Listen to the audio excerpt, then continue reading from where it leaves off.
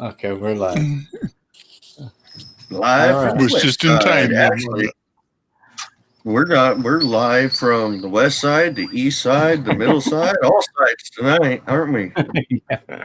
North Feeling and good. south. What? Uh-oh. Oh no, You gotta no, go my now? wife. Nope, my wife wants her iPad, so Oh, okay. She can keep an eye on you. she can tune in to. She's gonna watch you too. Here's Well, somebody here. Christy hasn't been here in a while, and she's here tonight. yeah, Christy Sci-Fi is in the chat. Oh, Yeah. yeah, I we're guess gonna you have to get her Alcoholic. back on the show, and Tom, see you what know she's Christy been up to. too, huh? Pardon me? You know Christy also? Christy Christy. Sci-Fi? All right. Oh, yes, I know Christy. Yeah. Yeah. I know. I saw you on the chat before we got you on here. I'm like, wait a minute. Does he know he's on the show? Well, what happened is I posted the link today to Yeah, I saw several that. places. So I just clicked it to come in, and then I figured I'd be hearing from you real quick about. I appreciate that. I saw it on Facebook. I know which change to yank. Yeah, you do. Yeah. Well, we got a great crew tonight. We got obviously Christy in the house. We got our wonderful moderator, Squatchaholic. Thank you. Chris Morola's here finally. I think He said he'll be here. he's been all over the place in the last couple of weeks. So Yeah. Susan Robertson, hello. Ken King, glad to have you, brother. And who else we got? We got Parkway in the house. All Who kinds. else? Already The got Squatchin' Cowboy. He's here. So better be careful, man. He might lasso you guys up. As long as he drags me into the woods, I'd be fine. Hey, lasso you up and drag you out and hand the rope to a Bigfoot and say, do with them what you will. And you got no choice but to see one. Oh, never mind then. So, so right. you were talking about being able to get out in the woods, Tom. This will be the first time since last fall, probably. I don't think I've been out since then. But I'm going out Tuesday. And like I said, whether they get me back or not, maybe is a moot point at this time. It's not a huge trip, huge deal. But a friend has volunteered to show me her area, and we're going to do that and just get out of this facility for a while and breathe fresh air and look at the mountain scenery. And it's basically at the foot of Mount Rainier. So got 14,000 to look at. That's this west side is not my favorite area because of there's so many people, but it's sure lively. It's sure a great place for researchers. Mm-hmm. But I do have trouble with people. I spent 30 years. One thing about this research. One thing about this research and stuff, it's like one thing I've come to notice is you don't need to go way deep out in the woods to find them. Don't. They're literally coming right up to the wood line and they're watching us. But at the same time, with all the people around, it kind of aggravates the researcher because you don't want to give away what you're doing. It might freak people out, you know? you do have to be alone. You know, you can't have other people running through your set. That just doesn't work. But I learned very early on. I told this story before when I was on, but when I first started seeing these people, my degree's in logging engineering, and that said, I have never worked a day as an employee for a company as a logging engineer, but I've done a lot of consulting work. Reason being, I got out of college, got my degree, and found out what they wanted to pay me. As you got to be kidding! That little Jippo logging company going was paying me more than that, you know. And but in the state of Washington and other states as well, but here, if you're going to build a road that crosses a stream used by anadromous fish runs, salmon, steelhead, those that migrate to and from the sea, you have to, in order to get that permit, you have to have a design. You have to catalog stream depth, the soil types, the surrounding area, what type of soil it is. Just everything has to go into that, and then you have to have a design for your bridge. Well, this is what they would hire me to do, because I could hike in and do this. They didn't have to have an engineer on staff to do it. And the trick was I could make more on a Saturday doing that than I could in a month as an employee for them. and do it on my own time. But a lot of this, and this was up on the Olympic Peninsula and in western Washington, very wet country, rains 200 inches a year out there. And it's the only place I've ever been in my life where it will rain uphill at you. You get on one of those ridges and the storm's coming in off the ocean. The wind hits those ridges and comes up in your face, and the rain is actually coming uphill at you. Unbelievable. Well, I learned early on, when you hike in 4 or 5 or 6 miles to where your bridge crossing, where your road crossing is going to be, you really don't want to hike back out, sit down that night, start drawing up your plan, and find out you've forgotten one measurement and have to walk back in again to get that one silly measurement. So what I did is I would sit down and I'd just do a rough drawing in my Write in the Rain notebook, and to make sure I had all of the numbers I needed, all the measurements I needed. And it was when I was doing this that I started seeing them. There's a little whistle they do. It's just a,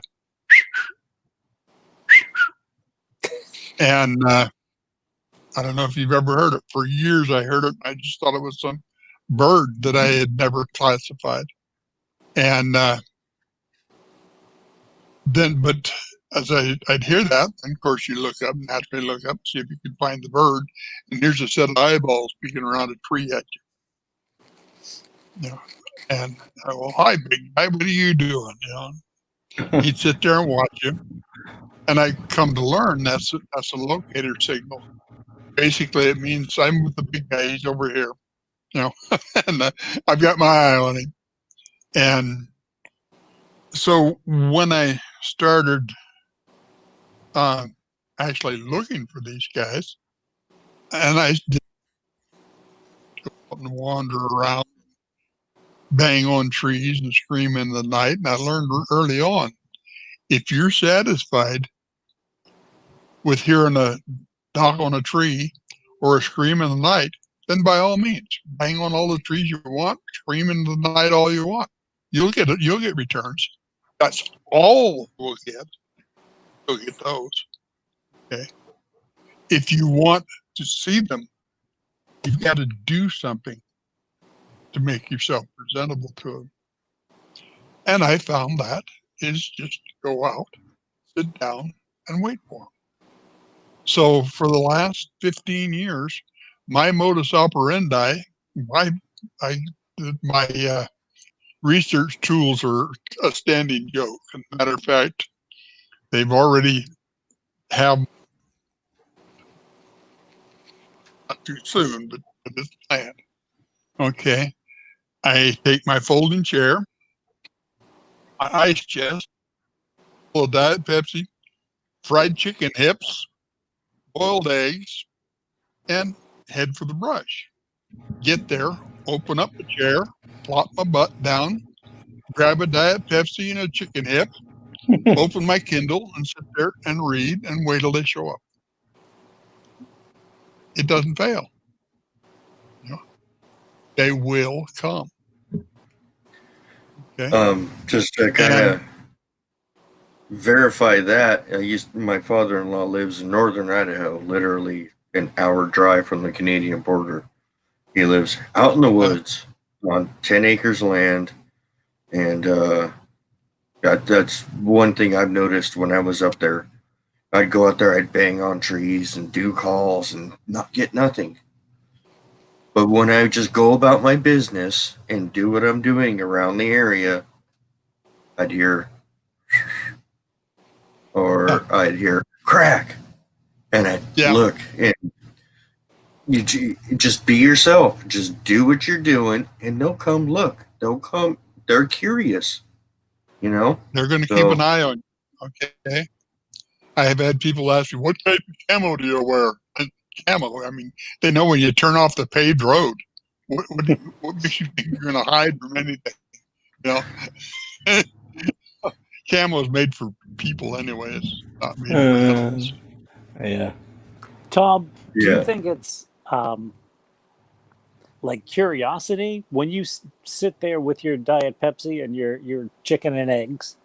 Are they curious? Why did this man just stop and not continue down the trail? Yeah, I think so. Plus, I think it's a safety procedure for them too. They want to know what I'm doing. Okay. Am I gonna create a situation that could be detrimental to them? So they're gonna watch you. Mm-hmm. The idea is to pay enough attention so that you can see them before they see you. And this brings us into, why do we have a good picture? They never come out in the open. You know, they might have to cross someplace, but they're going to do it so fast, you're never going to get a picture doing that. 99% of photographs taken, 99% of visuals are in the brush. Okay. By using an automatic camera in that situation, you're not going to get anything in focus ever. You know, and it's the same thing. If they're watching you, okay, let them watch you. That's what they want to do. Just be there with them, be there for them, talk to them. It's amazing what that does.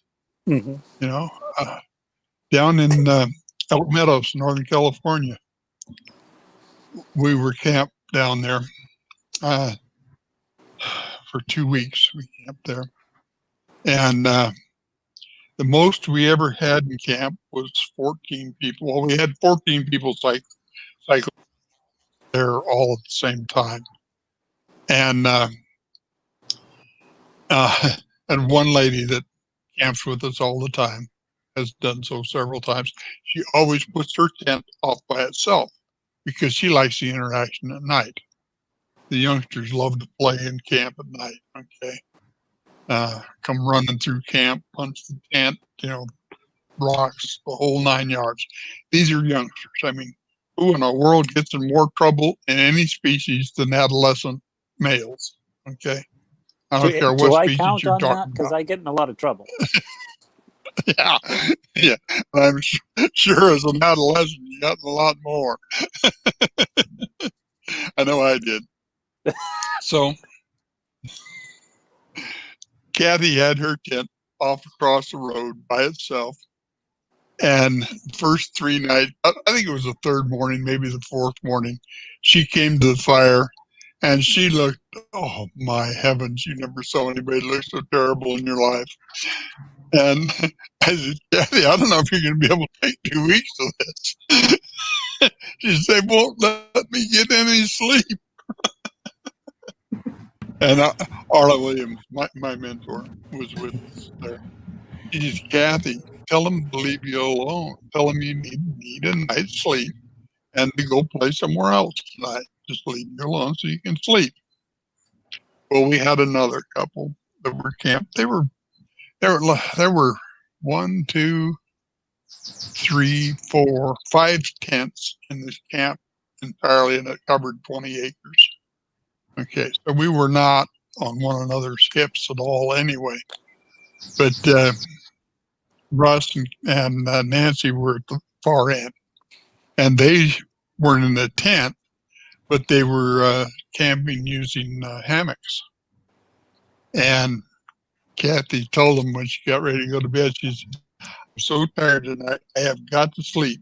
Please leave me alone and go play with Nancy tonight. Poor Nancy. That was the night that the term Bigfoot pinata was born. Because they would run by and swat the bottom of the hammocks. And yeah, just keep on going. And Nancy told him, please don't scare me. Whatever you do, please don't scare me. And she was watching this big guy when she said this. And he just eased back in the timber and left her be. They will listen. They will do. Arla's had the situation with her garden. And she finally made what she called a 50-50 rule. You can have half of it, but I need half for my family. And what caused it, started it, she was growing these giant watermelons. There's a special breed. And of course, she was keeping track of them as they were growing and thumping them every day. And it turned out she wasn't the only one. The day the first one was ready to pick, she went out to get it and it was gone. Well, I've got another one over here to be ready tomorrow. She went out the next day, it was gone. She said, okay, guys, that's it. I need some too. She's had her apple trees, half of the tree picked, the other half left. The berry vines, half of them picked, the other half left after she made that deal with them. So, you can't tell me it doesn't work. And you can't tell me they're dumb animals either because of the interchanges we've had with them so many times. Do you think they understand the language when people ask them that? Or do you think they understand I think they take the language right out of your mind. Okay. I think they take that language right out of your mind. I think whatever language you speak, they understand because they take it directly from your mind. Yeah, I got to agree with that because LA Swamp Ape, he's in Louisiana, and that's predominantly French speaking. And some of the vocals he's gotten is in French. Absolutely. I have a friend in Georgia, a Cuban, of Cuban extraction. They talk to him in Spanish. Okay. I've known Japanese people that they talk to in Japanese. And so I think it comes right directly out of your mind. And, the people who poo-poo telepathy don't have their mindset right.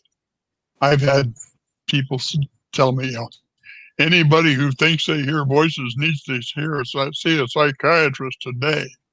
What about the time I was driving down the road and a pickup passed me at 90 miles an hour and a voice came in my mind and said, slow down there, I'm going to make the curve. Should I have gone to see a psychiatrist? Yeah. Should I have gone to see a psychiatrist or just help them out the way I did? These things happen. We don't know how they happen. They happen.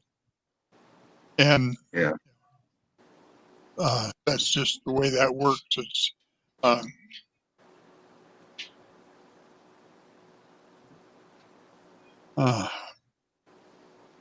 sign on the door, do not disturb between 5 and 7, and somebody still has to come in.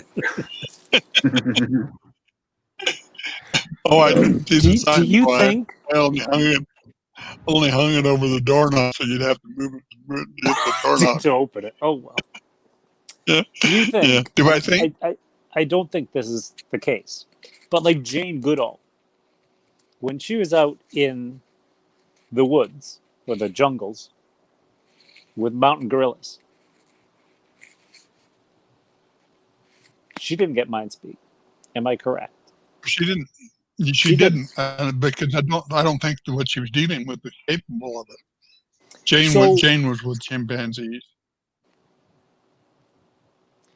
There's a lot of people out there researching or considering themselves researchers who call these a primate, and from listening to them, you would think that they're referring to them as a lesser primate. What do you think, as someone who's been studying for 60 years, written 6 or 7 books about them, what do you think they are? They're a human hybrid. DNA shows that. Okay. Mitochondrial DNA is pure human.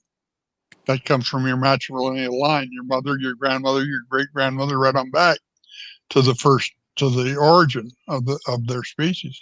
That's pure human. The nuclear DNA you could have from your father, half from your mother. Okay, that has non-human markers in it. The kicker there is in the 2.4 billion genomes recorded in the gen bank, they don't show up. We don't have any idea what they are. Across any species. That's right. So we don't know what they were crossed, who the father's side was. And, some people say aliens, some people say, this or that or the other. There's no way to know at this point. All we know is that they are some kind of a human hybrid. I think they're more intelligent than we are, which would not be difficult most times, especially with the way we're proving it today. But that, I'm very well convinced that's what they are. On my end of it, as for the human hybrid thing, are they hybrids of us, or are we hybrids of them? Because they seem to be the more ancient being, which would make me think that we are hybrids of them. According to my teacher, they've been on Earth about 50,000 years. Well, we've been here about 35,000. Okay. So yeah, they would be more older than we are, but that doesn't mean they didn't start out with from a higher intelligence species than we did. We can't make a direct line to anything. Homo habilis, Homo erectus, they were just there, and then all of a sudden here we come. But there's no direct connection. We can't make a direct connection, even between Neanderthals. Although we can see their genes in Cro-Magnon, but that doesn't mean that we descended from them. We could have cross-mated, with them.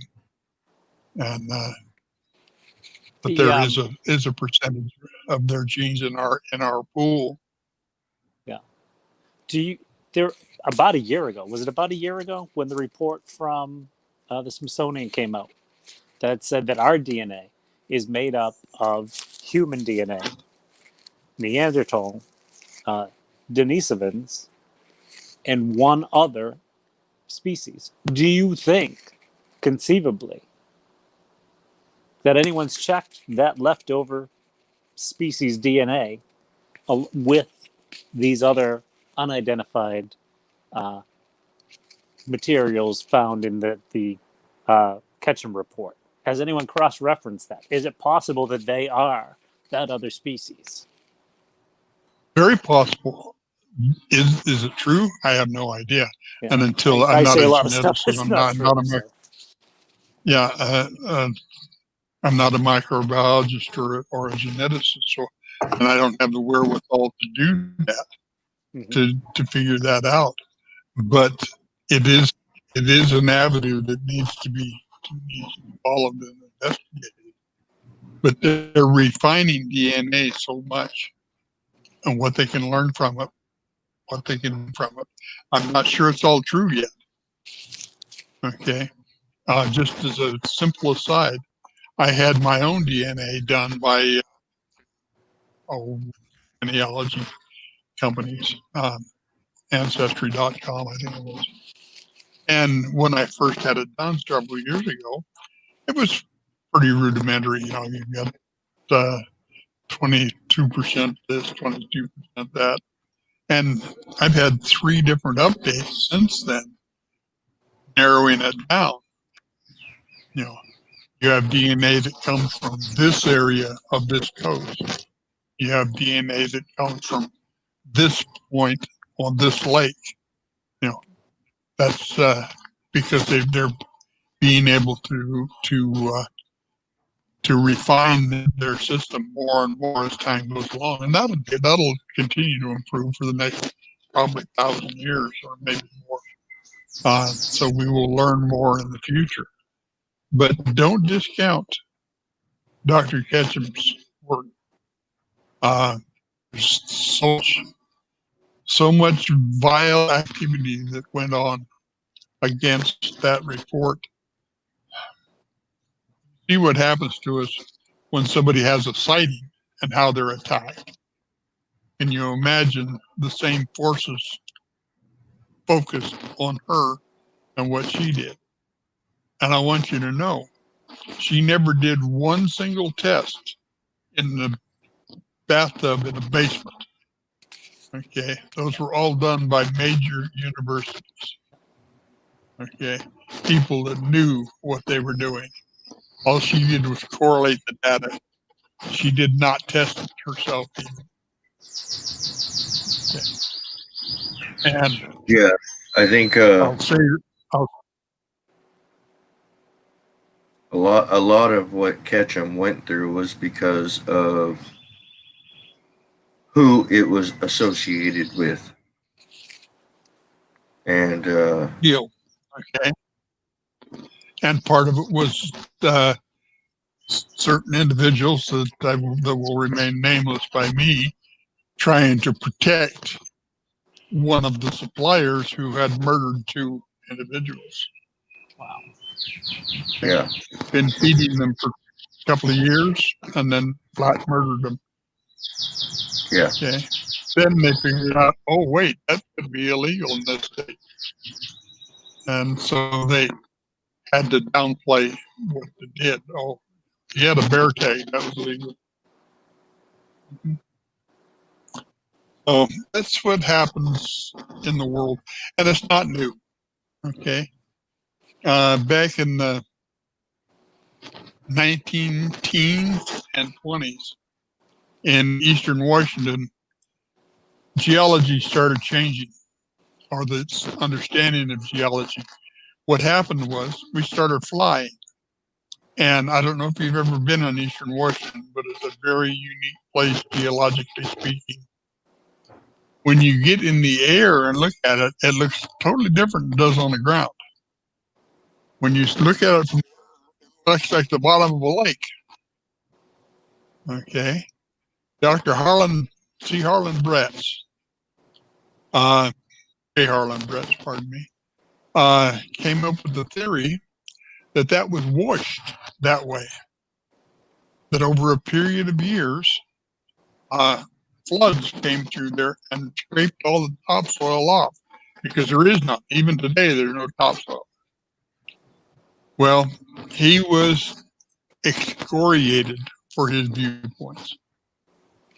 He was called to tribunal. They set up a panel to supposed to be a conference, and it was a panel to just burn him at the stake.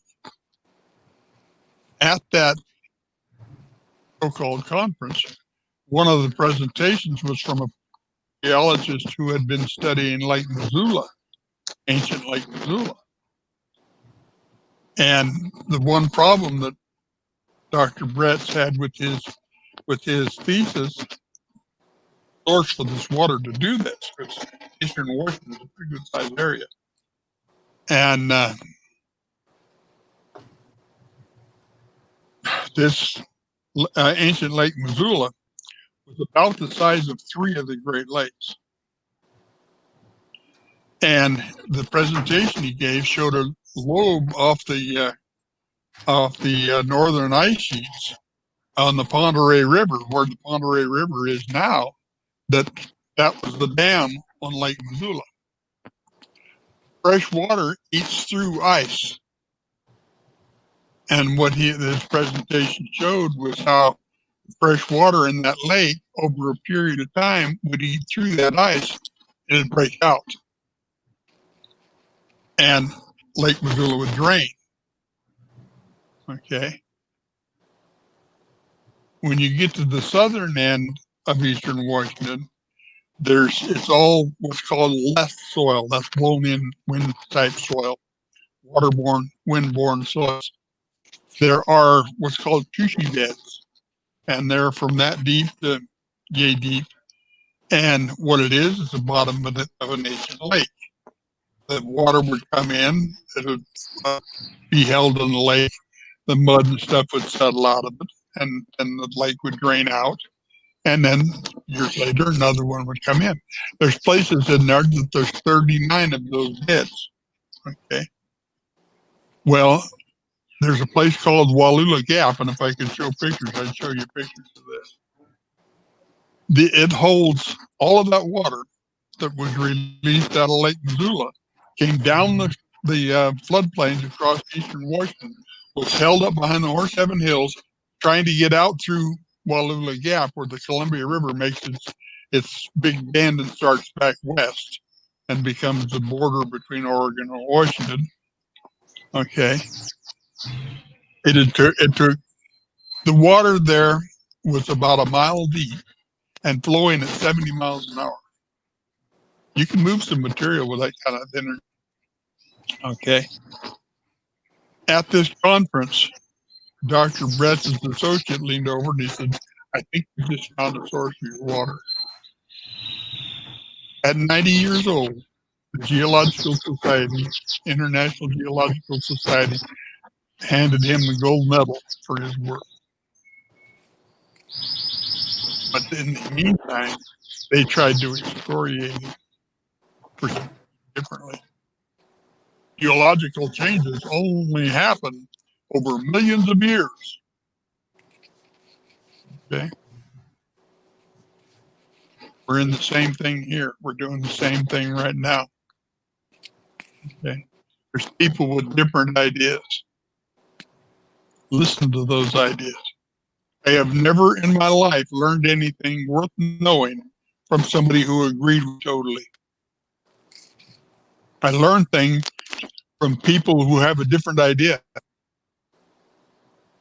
I may not agree with it. I may totally disagree with it. But I'm not going to discard it until I've examined it. Dr. Jeff Melton, we've got the straight. We'll speak and we'll disagree on 60% of what one another say. Problem is, Jeff's a wonderful, pardon me, the word disappeared. He has the knowledge. He doesn't have the experience. Mm-hmm. You reference Dr. Goodall, Diane Fossey. Okay, that's the difference. I've sat with them and watched them, a la Goodall and Fossey. He has to do that. Then you'll know how they take a mate, how they live as a family. It's one thing to know how the bones fit together. It's another thing to know how the heart matches the brain. Okay, and you do that through Diane Fossey, Jane Goodall type observations. If you want to give Jeff Milgram my number, I'll take him out there. I've got a nice setup. Mm-hmm. we could spend some time out there. Yeah. Well, We were at Ocean Shores a couple of years ago, 2018. I think it was 18, maybe it was 19. No, it was 2019. Got all done and wrapping up. I walked over and shook hands. I said, well, Jeff, as we've kept our reputation intact, we've disagreed with 60% of what one another said. Shake hands and go home friends, you know. But you can disagree without being disagreeable, you know. You just have to have respect, a little respect. He says, yeah, he says, I know. He says, I sit there, he says, I'm listening to you. I'm disagreeing with what you're saying. But he said, but you're doing it so dang articulately, and it makes such logical sense. He says, I find my head going up and down. I said, Jeff, listen to your head. But that's you got to listen to your head man- and your heart. That's right. He's very knowledgeable. Grover Krantz, John Green, Renee DeHenden, Peter Byrne, all of them the same thing. Good knowledge, but no experience. Right. Okay. I could add another name Peter to Byrne. that, but I'll leave it alone. Yeah, you can add a ton of them to that. But I bet we could. Peter Byrne has made a career out of finding 5 tribes. Nothing else. 5 tribes. Yeah, but he was well dressed doing it. You're right. Yeah. He looked good. He looked good showing off them tracks. That's for sure. I've never ever worn an ascot on a Bigfoot outing. I never have. Maybe it's time to start, Max. I think you can pull it off, brother. I'd look good in one, frankly. I think so. I definitely think so. So we got Chris Marola asking a question how would here. you know that?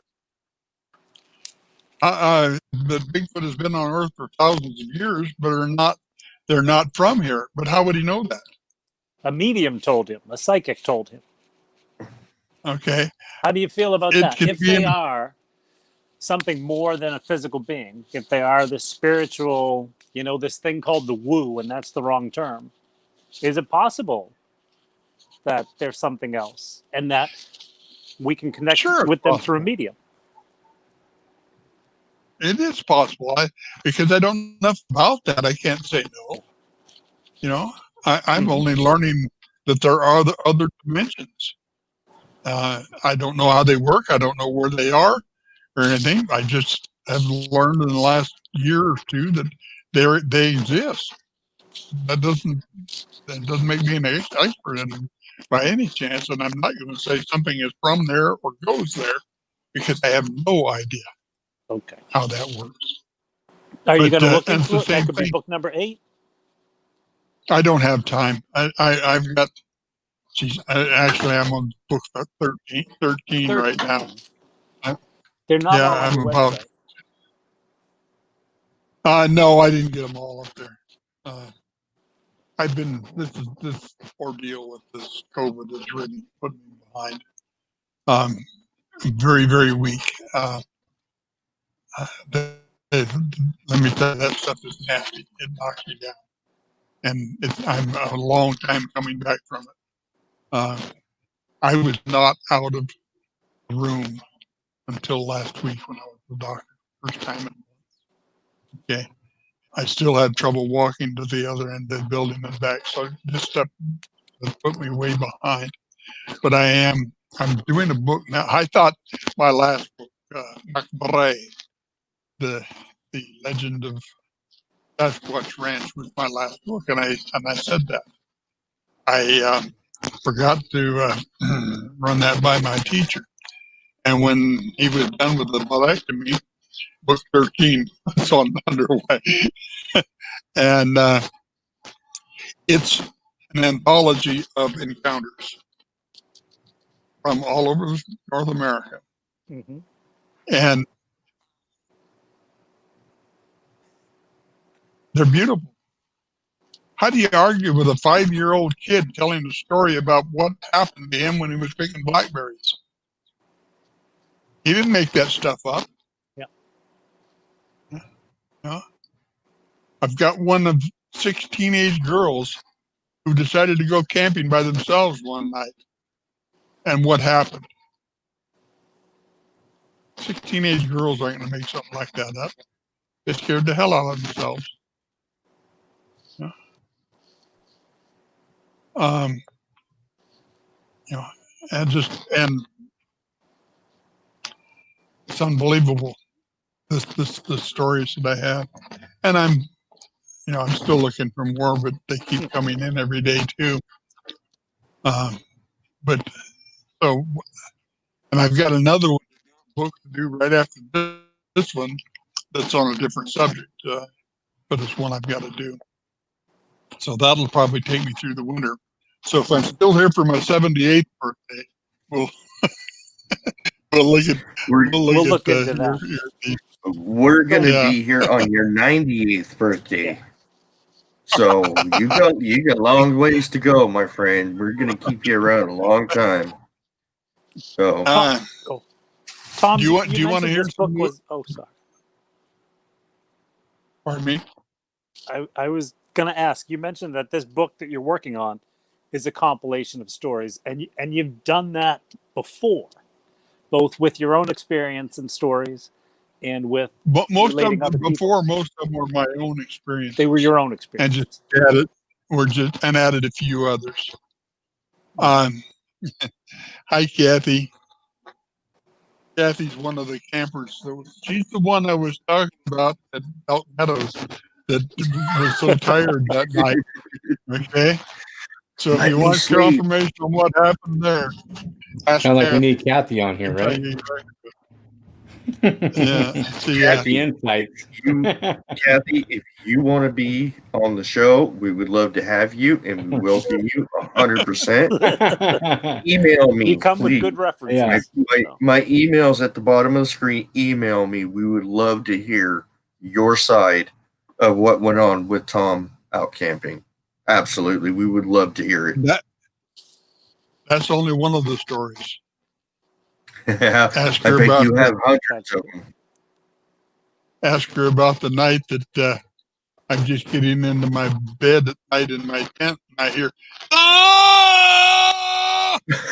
Thom, help me! I can't move."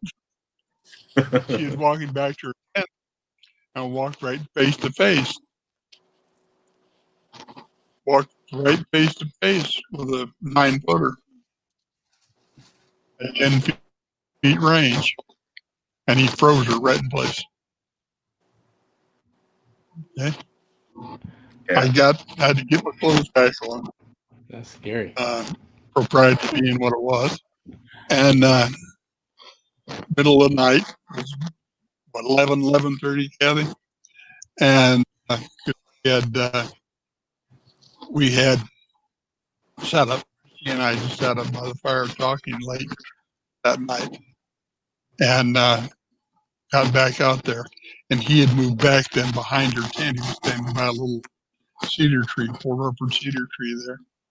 That's how I know how tall he was because there was a major limb there, came right to the top of his head. Measured that next day. But she bent over and she just can't move. You know, that's a defense mechanism. That's a safety thing.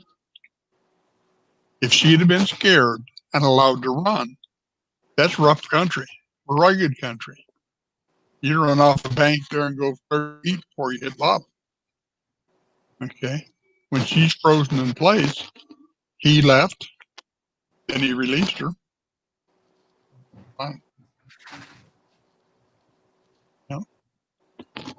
It happened to another friend of mine, Kyle Gibson. And Lake Roosevelt, up the lake behind Grand Coulee Dam in north central Washington. He and his wife were fishing one day, and he got the idea to be Ron Moorhead's Sierra Sounds tapes at high volume while they're trolling along. And you got to remember, central Washington, going fishing on those lakes up there is not the same as Lake, what's its name in California. I mean, if you see another boat that day, it's been a busy day, okay? And that lake is 200 miles long, and there's just nobody there. So he can play the audio and not bother anybody. And pretty quick, he and his wife are sitting, and they look up and they see this big guy up top of the hill making his way down the mountain. Just very slowly, just coming down. They would time him. He'd go out of sight, and they'd figure out how long it should take him until he came back inside again. And there he'd be, just working down the mountain. Finally, he went out of sight. He didn't come back inside again. So Kyle says, I'm going to just hop in the lake and shore, see if I can get closer. He did. Just got swimming, and he came back inside again. And his wife is trying to yell to him that he's there. Of course, Kyle's swimming by this time. He can't hear. He gets to the beach exactly same time the Sasquatch stood up, and they're face to face. Sasquatch gave out a scream. Kyle said, if you'd have shot him, I couldn't have fallen down. I was absolutely frozen in place. Not a muscle would move on me anywhere. Nothing worked. Sasquatch turned, went back up the hill, and then he was released and he jumped back in the water. His wife said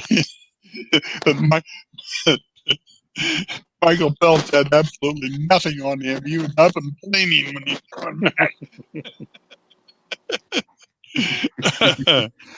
But yeah, so that's why they do that.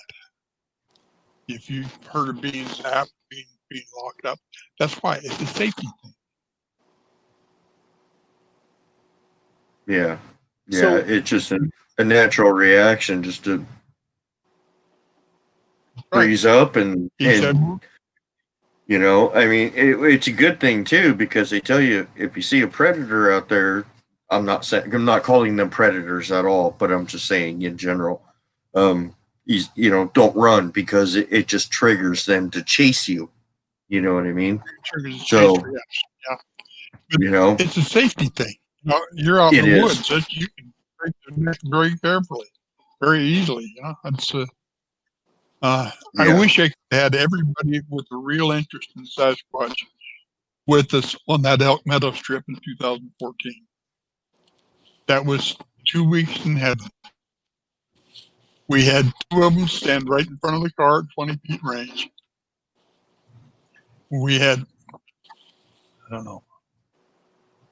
5, 8 face-to-face sightings at less than 20 feet.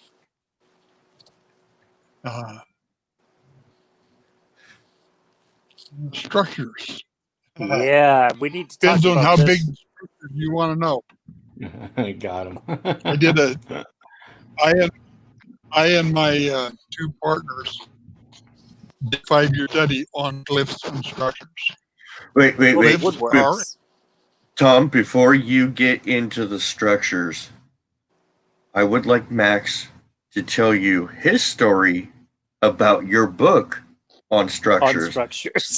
So Max, tell Tom about your story of his book about his structures. So a lot of what I show on my channel, Tom, are structures and glyphs. And I was doing a retro thing about a year ago. And I put up a video called Tiny Glyphs and Huge Structures. Well, anyway, you found it and you put a nice little comment on it. And you said, by the way, I wrote a book on this. And you put a little link to the book. So I bought the book, not from your link, but by remembering the title, and I was on Amazon. Incidentally, there's not a Kindle book for that, so I bought the paperback. No, the reason there is a Kindle book is because it's in color and there's a ton of pictures. Okay. But so I bought it, Okay. and I had it sent to me. And I went camping. I think a week or two later, less than that even. And on one excursion on this camping trip, I was on the Connecticut River in a canoe, and I capsized. And the book floated down the river. I had read, I think, just like the preface, which was written by, I think, your co-author. Right. So finally, I bought this book again. And again, I bought because there's no Kindle. Obviously, I had to. And I took it on a camping trip. And I was on the Cape Fear River is that North Carolina or South Carolina? North Carolina. Okay. I was on my way down to a conference, a Bigfoot conference at the Green Swamp. And I was surrounded by owls there was no trill at the end of their call, and they were very big. It was a very booming owl. And there was a scuffle in the woods. So I went to investigate. When I went to investigate, I put the book down next to the fire. When I came back, half the book was gone. So Half the book. I've never read that book, and I want to read that book to the point where I am right now waiting for my third copy of that book to come in. Which No I wonder did I've order. been able to. I did order from your website so that you will get the money for that one. But so Yeah. I'm very interested in what you have to say about structures and glyphs because I've never been able to read it.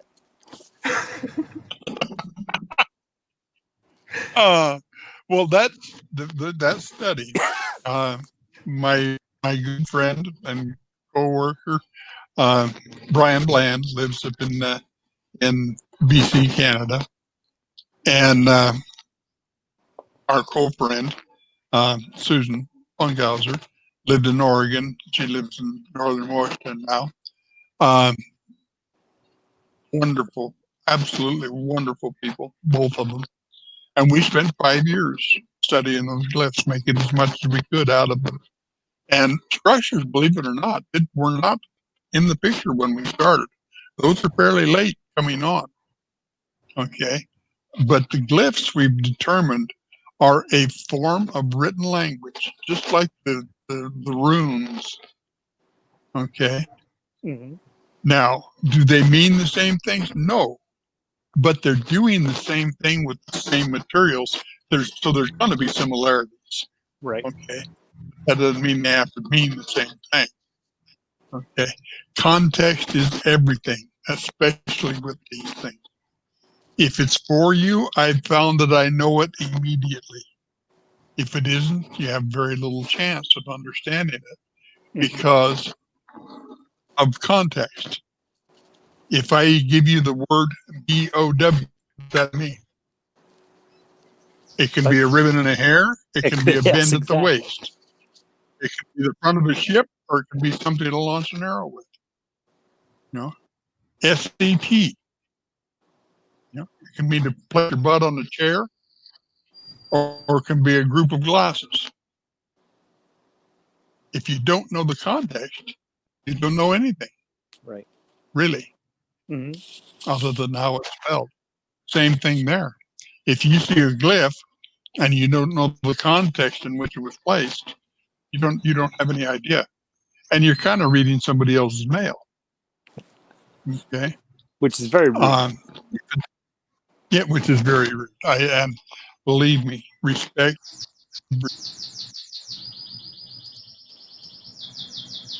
is everything. One of the first things my teacher ever said to me right after I met him on the 25th of September, 2010. And he said to me, he says, I do not understand human beings. You have no respect. You do not respect where you live. You have no respect for one another. And worse yet, you do not even respect yourself. And if you don't think that's true, look at the headlines in the newspaper. Mm-hmm.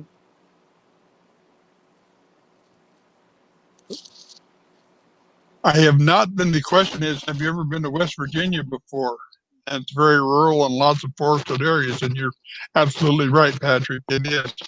I've been through it, but I've never been researching there. But I have been in Kentucky and Tennessee and virtually all around it, Virginia. So yes, I know what you mean. It would be, if I had time, I would love to do it. I used to go to Georgia every year. Marvelous Georgia, at our meetings there.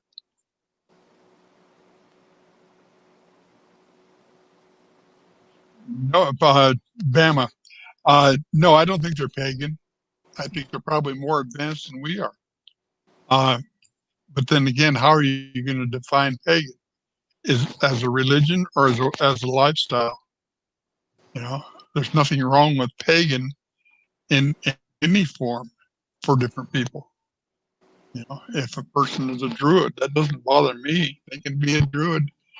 If they want to be Hindu, they can be Hindu. That's fine. I don't care. All I care about is how they interact with me. Are they respectful? Am I respectful? I will discuss, and you guys have probably seen this, I'll discuss any topic with anybody. But as soon as somebody wants to argue it, I'm gone. Because as soon as the voice goes up, logic goes out the window. Reason goes out the window. Yep. That's true. You're never going to convince anybody by shouting. Because all you are at that time, even though if you think they're listening to you, all they're doing is using that quiet time to formulate what they're going to say next. Right. And that's just, it's useless. You know? That's too But true. I'll discuss anything. Yeah. Could we discuss learned that that language some more? Sure. that written language, that interests me. Yeah, How many volumes of notes did you take on these things? I had 25,000 photographs of bliss. Okay. Over 5 years. Okay. I lost one zip that had 19,000 pictures on it. Oh. And fortunately, I got all the important ones back because we operated on a very simple theory. You cannot prove, first of all, you can't prove anything to anybody. All you can do is offer evidence. It's up to the individual to decide how much evidence constitutes proof in his own mind. Mm-hmm. So you can never prove. All you can do is simply offer the evidence. Now, I can never 100% sure say that this was created by Sasquatch unless I watched him do it. Right. Okay. But we identified ways to raise the percentage of it being authored by them by looking for other clues. And I never shared, of those 25,000 photographs, I've never shared anything that I wasn't at least 99% sure of. So of those 25,000, I've only shared maybe 250, 300 of them. Okay. Because Have the you others, seen, they look great. Actually, Patrick has a pretty good question, which goes with my line of thought here. Have you compared any to cave art around the world? Cave art, you know, I just rudimentarily. I'm not an expert in cave art. But it fascinates me. I just love it. But Native American Indian art. My drum has a scene off of a rock near Moab, Utah called Newspaper Rock. And it's just fascinating, the stuff that has been recorded that way. But I don't think this is quite the same thing. I think this is more ephemeral. It's made to come and go. Where the rock art and such was more permanent. Now the stuff like Glasgow and those can't come down to us because they were inaccessible for 20,000 years. Hmm. They were in caves you couldn't get into, or very difficult to get into, so they weren't discovered by people. You know what people do to things. And in a case like that where they're hard to reach, potentially that's more of a ritualistic kind of art. Whereas if these things are conveying messages that are relevant to a thing, relevant to a right. And quite often I've got ones that I know exactly what they say. I have a beautiful sentence that's drawn out that I'd be more than willing to share, have many times. It's probably in that book. I don't remember right offhand, but basically it welcomes me back to Canada. We developed early on a glyph to represent me. They started using it, and I finally figured out that's who they meant. And tell you a little anecdote on that. We found that quite regularly in our area in Canada. And then I was down at a camp in Oregon, south of Mount Hood, in the Cascades, way up in the mountains. Okay? We spent the day out just goofing around, climbing rocks, playing in the creek and whatever. Came back to camp. I was exhausted. Sat my butt down in my chair, looked down, and right between my feet, there's my glyph. Identical. And I know that was in the book. Yeah. 350 miles away. There's my glyph. Do you think it was the same group? Do you think there's a telepathic link? Do you think they travel 150 miles? All the above. Okay. All the above. Okay. Yeah. They do what needs to be done. Okay. Okay. Yes, they do travel. I know they travel. My teacher's been with me in Onaby, Oklahoma. He's been with me in Georgia. He's been, so yeah. Okay. One night in Onaby, Oklahoma, I had a kind of a unique thing going on there. There were two ladies, one of whom was an artist that I had met the prior year when I was there, and she brought a friend of hers, and this friend of hers was purebred Cherokee, pure Cherokee Indian, and she was in the Murrah building when Timothy McVeigh decided he had to be an anarchist and destroy the world. She lost her husband and lost her son in that blast, and she'd had 27 surgeries. And she came in. When she came through the door, that voice again came in my mind. This is her. Get to know her. She needs your help. So I had a presentation to do. As soon as that was done, I walked out, and the lady she was with introduced me to her. And for a walk. And yes, I would. So we went and we just sat down in the woods and talked for about 4 hours.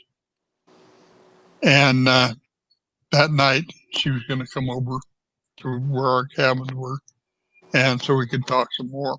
Things got messed up. They couldn't find it, and everything got balled up. I fell asleep, and then I got up as everybody else was going to bed and found out they'd been there, and they wouldn't wake me up. And so I was just sitting there in the cabin while everybody else went to bed. And again, my mentor, Arlen, upstairs. My teacher shows up in the cabin, telling me what he wants me to do with this lady. Specifically, I mean, got to do this for her, etc. Next morning, Arliss was Red Stripe here last night? Yeah, he was. I heard him talking, but I knew it didn't have anything to do with me, so he just stayed in bed. And yeah, so So yeah, I know they travel.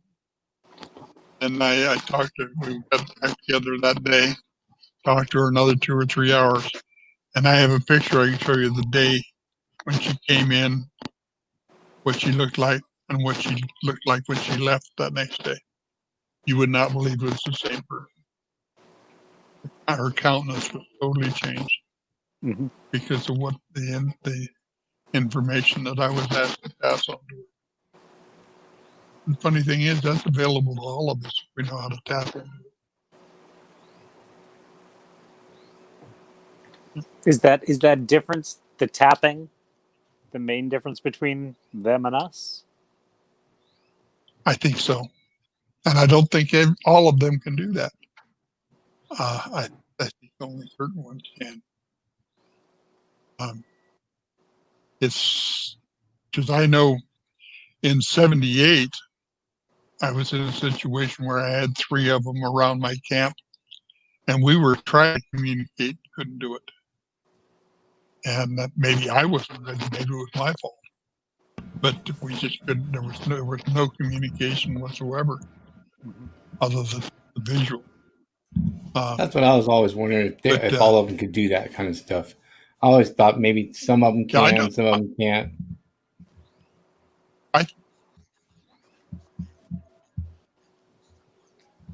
I lost him.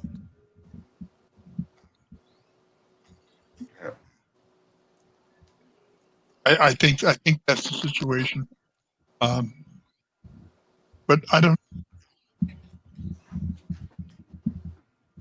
I'm in grade 3, you know. Talking about Arla and her being my mentor, she says, "I'm only in grade 4." I said, "Well, I'm in grade 3. Keep it up."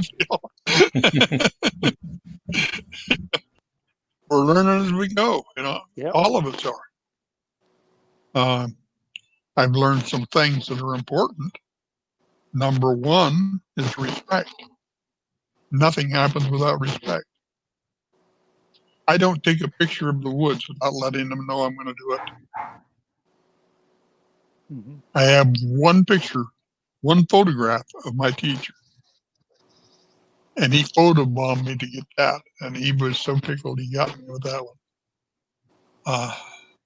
But I have a drawing, an artist drawing of him from 2010 when I first met him. And I got Alex Evans from Indiana to do a drawing, and we spent weeks getting it right.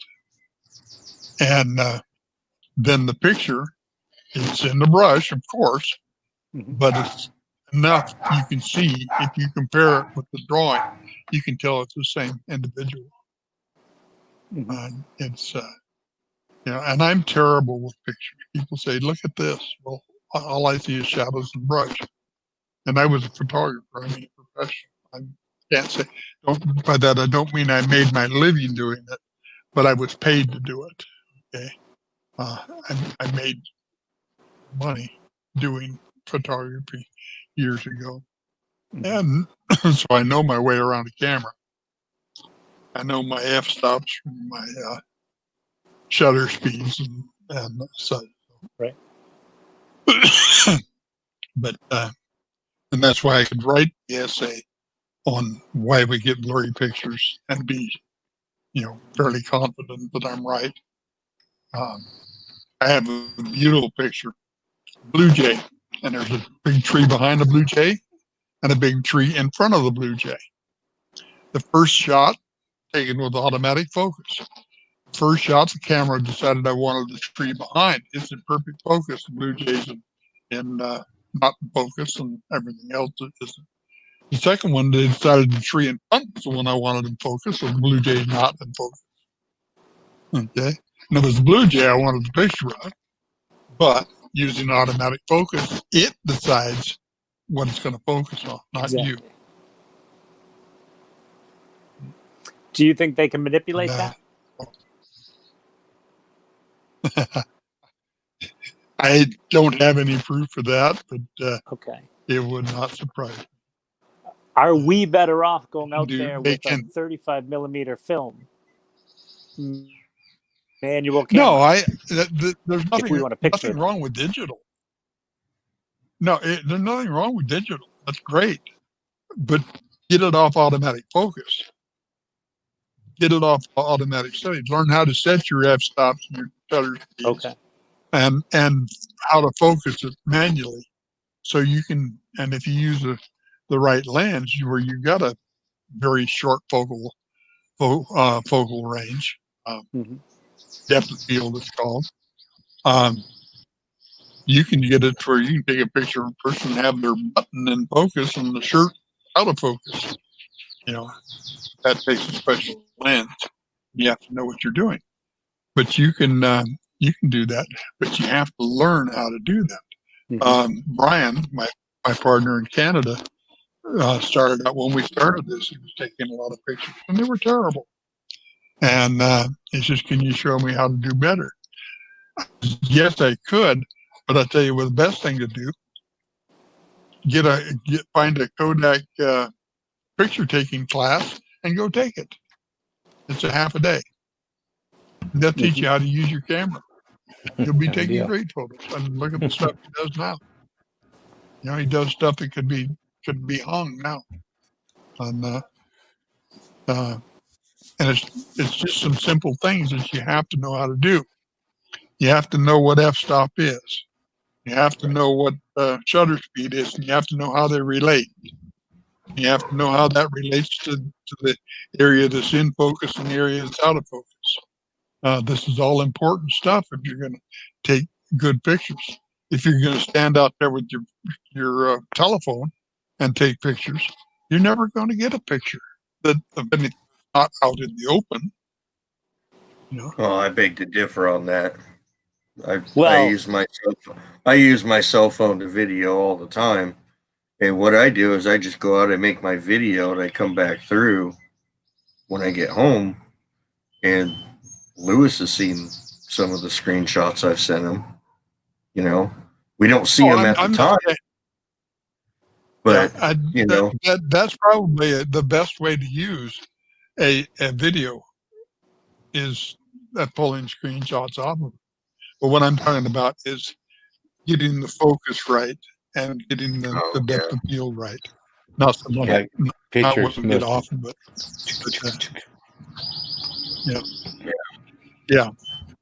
Yeah. Barb Shoop and her watching with Barb and Gabby, Barb and Goldie now. For years, she that's on a stupid little iPod. Okay, everything. It cracked me up. Well, you can get that effect if you use such and such a lens with a blah blah blah blah. The lady's got an iPod on a stick. Yeah, and has all the manipulating skills that I have. I can get it from the camera to the computer usually. That's about the limit. Yeah. Marla and I were talking one day. We were just cracking ourselves up because we were trying to get the pictures that we'd taken off the camera and onto the computer, and all the accusations we'd had for factoring pictures, and we couldn't even get them off the camera into the computer. So, oh yeah, we're great manipulators. in so many ways. Yeah, in so many ways. We have had some great fun together. I guarantee you.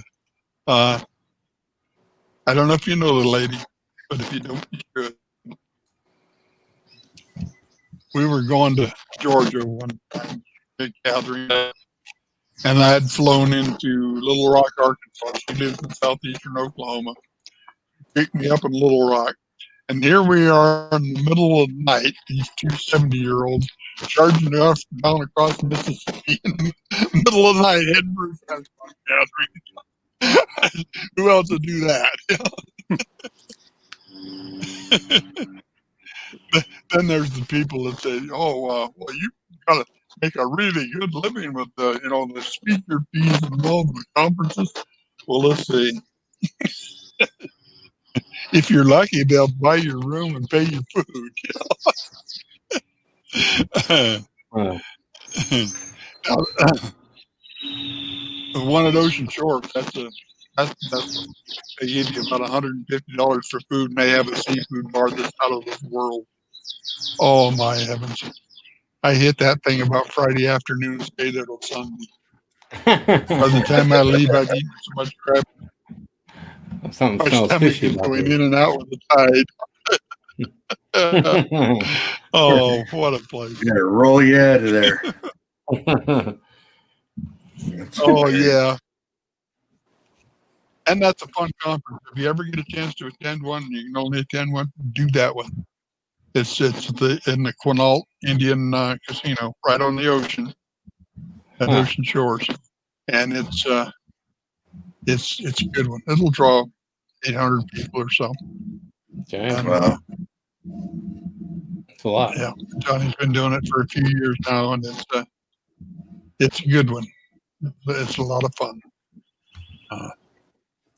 I've still yet to drop a dime slot machine, even though I have to walk through them 5 times a day. You have a question, Okay, we Max, need some more questions. Max has got a question. I can tell by Max's face. He's got a question. Yeah.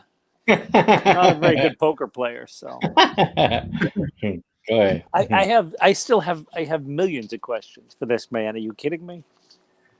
So you mentioned how you would travel, and these things would follow you hundreds of miles. How big realistically is their range, like their home range, and how far can these things travel? Now, the one I'm talking about, the one I'm talking about, the travel. That's only one that's traveled with me. Is my teacher, and he's one of the ancients, and I don't think there's any limit on what he can do. Okay. Now, as far as range, you have to remember we got bit. Oh.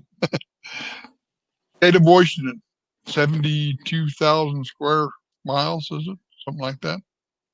Okay. I'll take your word on that. There are 22 clans that live in the state. Each clan is comprised of 13 to 18 individuals. So that puts a total population for the state of Washington around 300 to 320 individuals. Mm-hmm. Okay. Now, they live nominal 100-year lifespan if no accident befalls them, such like that. Okay. Now, that means with 300 individuals, 100-year lifespan, in an average year, in that 70,000 square miles, there'll be 3 bodies. Mm-hmm. That's if they did not bury them. Okay. Which they do. Now, what are your odds of finding them? In that same territory, there are 25,000 black bear. How many black bear bodies are found each year? I haven't run into any. Right. Mm-hmm. Yeah, you'll find deer and elk body occasionally, but there's millions of those. Okay. So if there's that few, Not 300. If there's that few, and we look at especially in a state, when you're talking about, Oregon, Washington, Mm-hmm. they're really not as good at hiding as we think, right? Well, they hide as good as they want to. I'm not trying to be funny, but if there's that few and we have as many sightings as we do, it's pretty phenomenal. I'm thoroughly of the opinion that if they are seen, it's because they wanted to be seen. Right. Okay. I am sure I'm sure there are accidents that happen. I'm sure there are times that they get seen, they get caught out. But have you ever been standing on the road and listened to traffic noises coming up and down the road? It's my not parents quiet. used to tell me to do that, but I haven't actually done it. Do it. It's eye-opening. What brought this discussion up, we were talking about Elk Meadows, and the two that were standing in front of the car. And somebody said, well, what's the possibility you just happened on them? Well, I was coming back to camp. Okay. I cut my teeth driving on logging roads. I learned to drive on logging roads. Okay. And I know how to do it. This one's got pavement on it. And I was pushing. I was trying to cut a 2-hour trip to an hour and 40 minutes. And so it was, you come out of a curve from full acceleration, you brake going into the next one, and then you come out of it in full acceleration again. Okay. We came around a curve and there they were. 2 or 3 nights later, and Kathy can attest to this, she was there. We were camped in a totally different spot. We were headed to Kathy's house, actually. And there was a grade on the road a half a mile from where we were camped. You could hear every car. I said, what's the chances that somebody standing in that road would not have heard us coming long before we ever got there? Right. Same as that other girl. They knew we were coming. Mm-hmm. You know, they were there because they wanted to be there when we got there. Mm-hmm. Okay. And it's the same thing. They show themselves to the people they want to see them for the most part. Okay. Mm-hmm. Sometimes it's youth playing around. Mm-hmm. There again, the rock throwing thing. 99.9% of the time, it's youth. Again, more in any species than adolescent males. Okay. Dr. Meldrum at Snowgrove Lake in Ontario was on Monster Quest. 200 miles to the nearest neighbor, Fly-In Lake. Okay. They went in because they had a cabin that had been ransacked. They put a screw board down in front of the door, and there was blood on the screw door. Whatever had broken in had stepped on that. So they came in.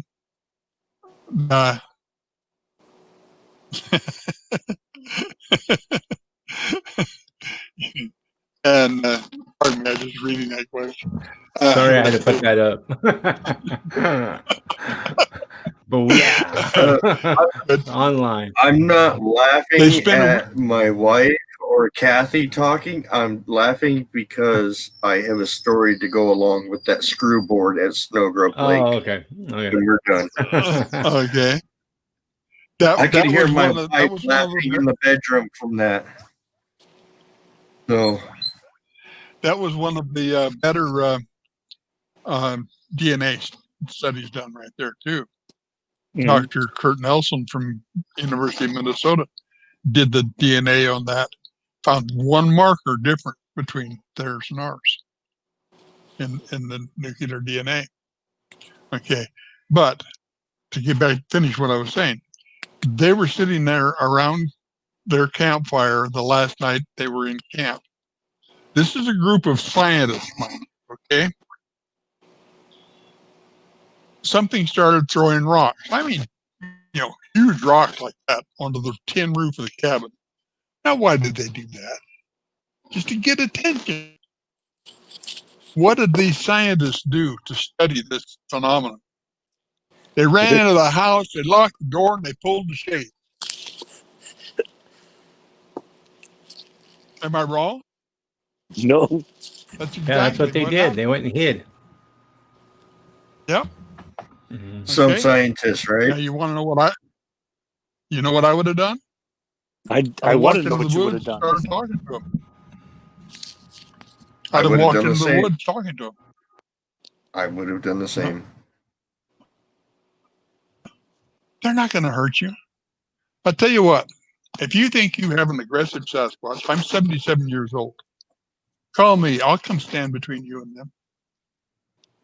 They're not going to hurt you. If you don't threaten them, don't threaten their children. There's no malice in them. They do not defend a territory. They are not acquisitive. They do not acquire things. Yes, they'll use a tool and they'll put it right down. Okay. They do not acquire things. They do not defend territory. They honestly and they mate for life. Okay.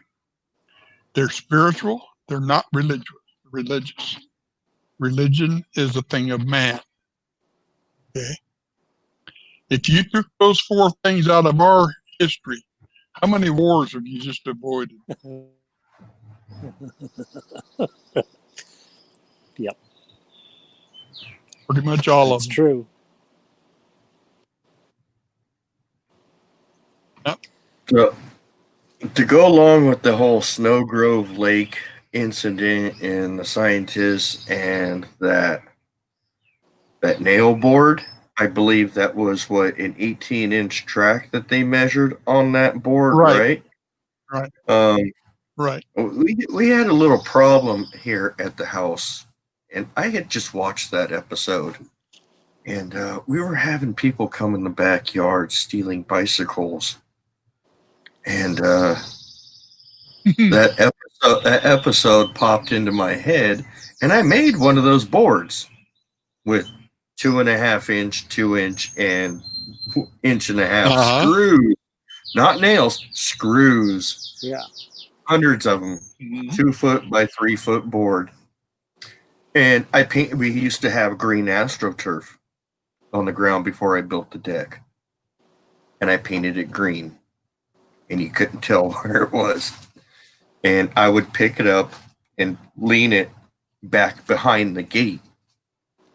And apparently my sister-in-law had come in the gate and it hit the board. So as the gate closed, the board fell. And she didn't know that I had made it, nor did she see it. Well, she ended up with both feet on it wearing flip-flops. Not good. Not good. Mm-hmm. I got a call at work, and that was the end of the board. But I did catch something on it.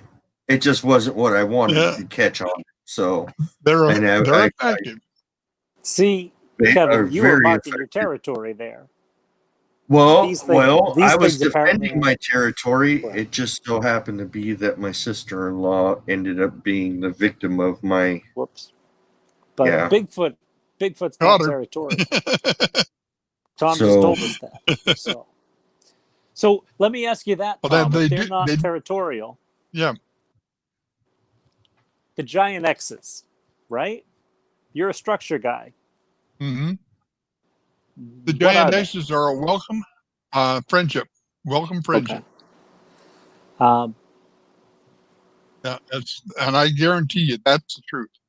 Okay. Anybody that says they're keep out, that's anthropomorphizing. That's what we think they are.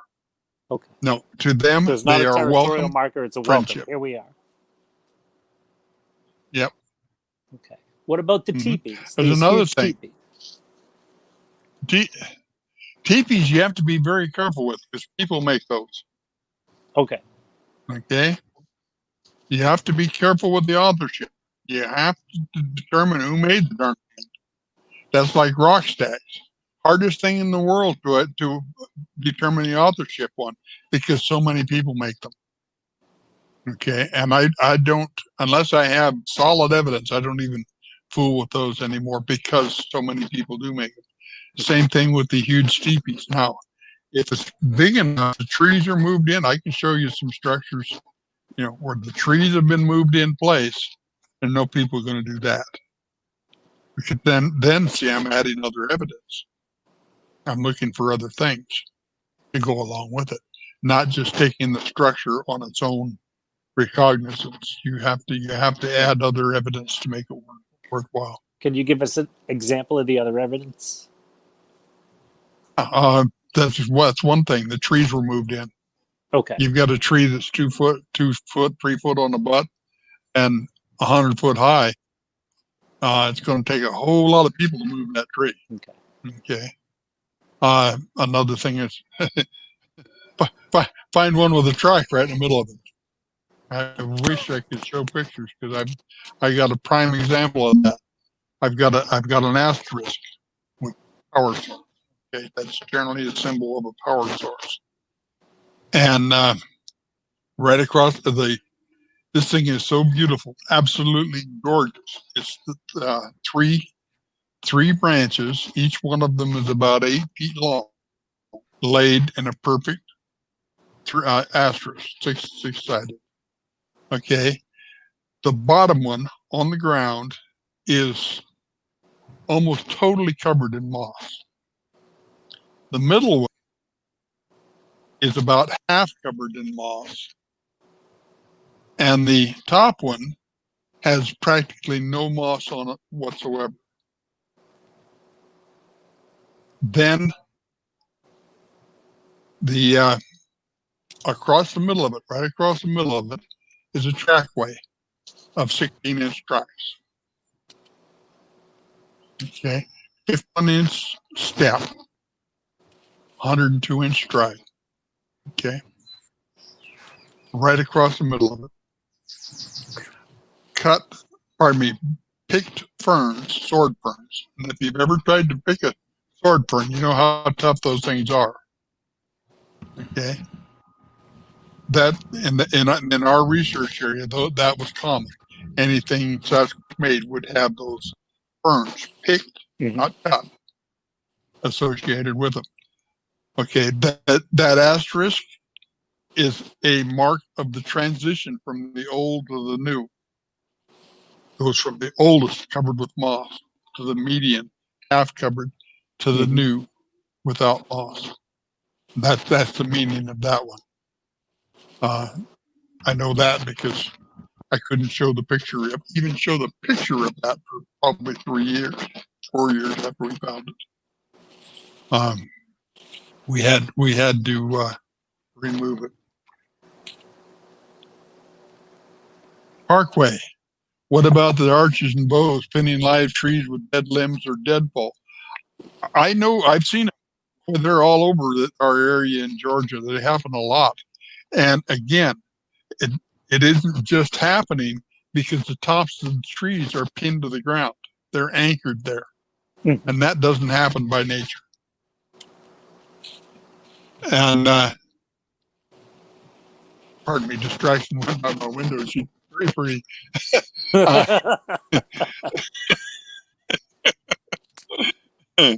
Now where were we? Oh, like how pretty? Should you pan the camera for us, or?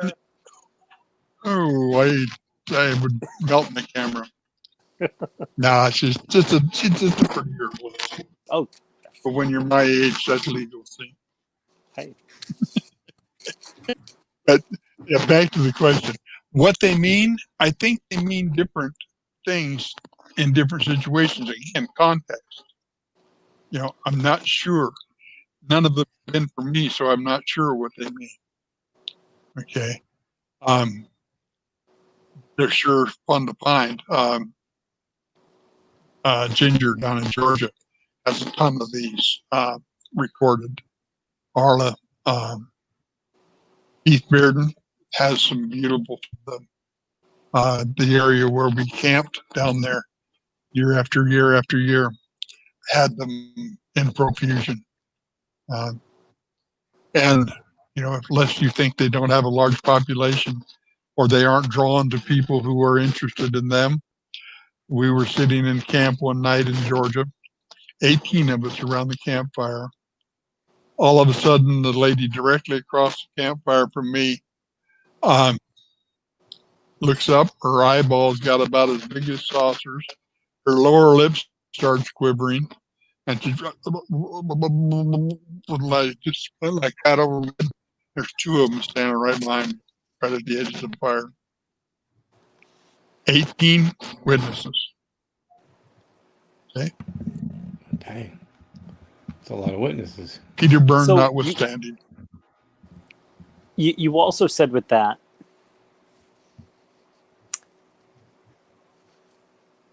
they're attracted to certain people. Did I just get that?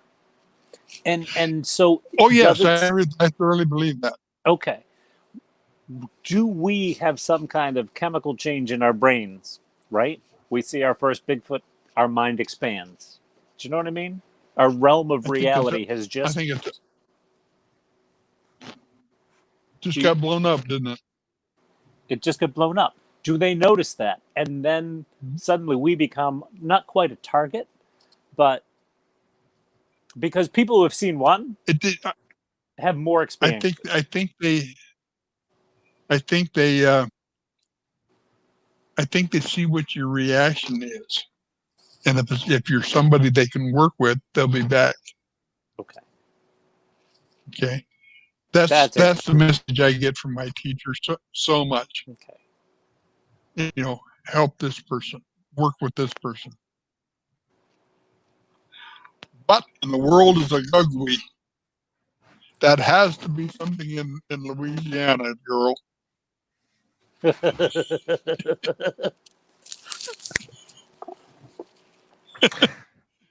she going to tell us what that is? Translates, Christy. I don't know. Translate. Mm-hmm.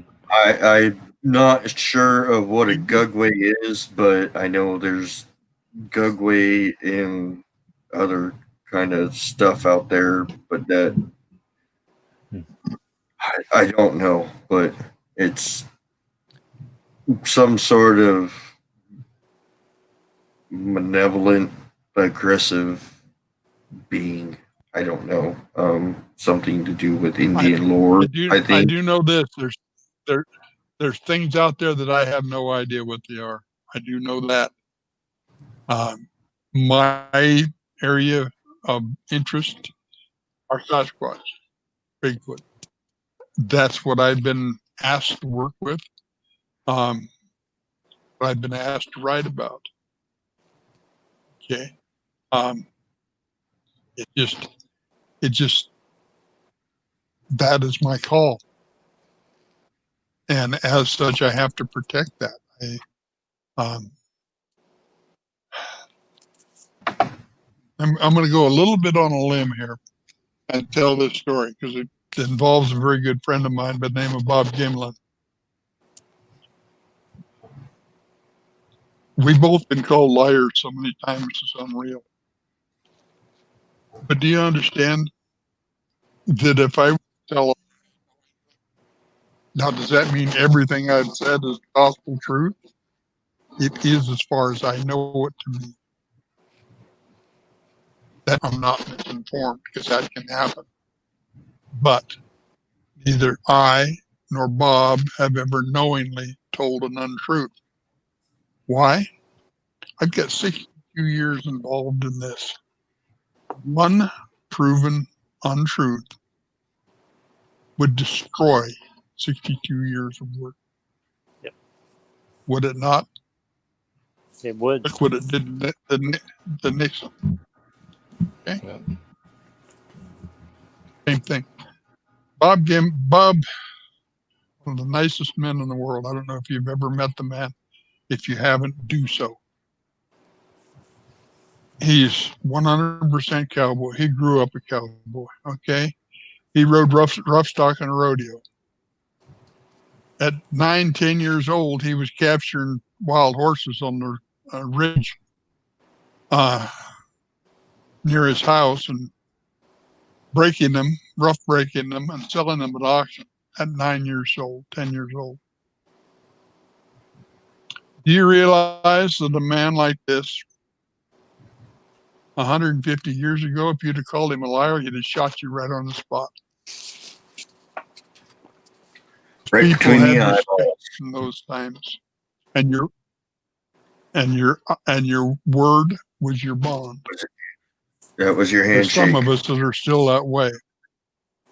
Right. That's right. A promise made, the debt unpaid.